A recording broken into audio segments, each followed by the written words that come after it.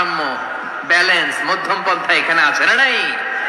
এটাই হচ্ছে ইসলামের আদল। আল্লাহ তাআলা এই আদলের আদেশ দিয়েছেন, সুবিচার, ন্যায় বিচার, সুশাসন এবং ভারসাম্যের আদেশ দিয়েছেন। প্রিয় ভাইয়েরা, একটি শান্তিময় সমাজ, একটা সমৃদ্ধ সমাজ, একটা মানবিক সমাজ যদি আমরা পেতে চাই, এই আয়াতের মধ্যে যতগুলো পয়েন্ট আছে সবগুলোর বাস্তবায়ন লাগবে।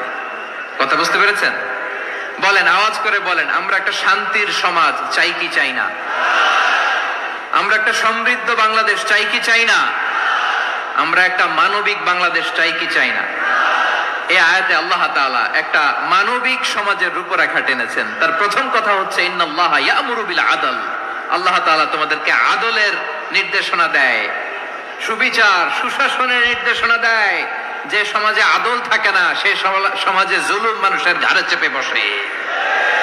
আদলের বিপরীত হচ্ছে জুলুম। আদলের বিপরীত কি?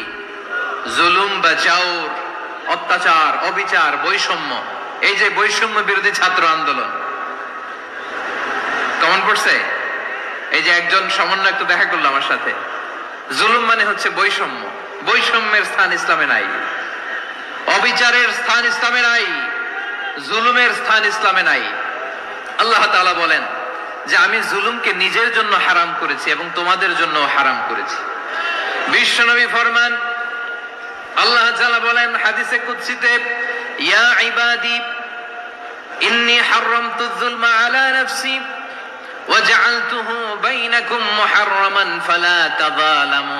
আমার গোলামেরা শোনো, নিশ্চয় আমি আল্লাহ তাআলা জুলুমকে আমি আমার উপরে হারাম করেছি, অনুরূপভাবে জুলুম করাকে তোমাদের উপরেও হারাম করেছি। ফলে ফালা তাযালামু, তোমরা একে অপরের সাথে জুলুম করো না।